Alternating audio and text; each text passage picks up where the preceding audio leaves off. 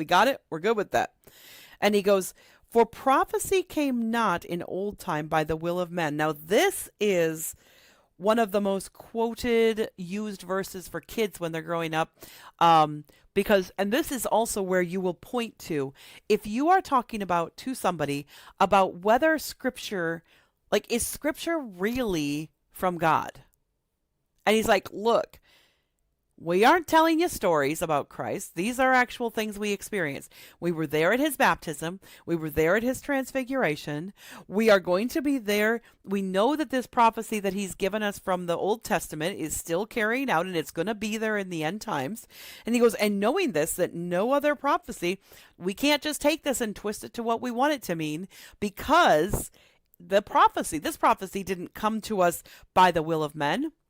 He's like, the Bible and scripture is not here because men willed it into existence.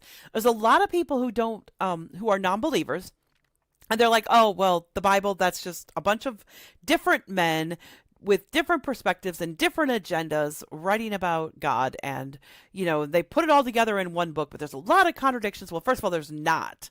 There's not a lot of contradictions when you actually look at scripture as a whole. There's actually not contradictions.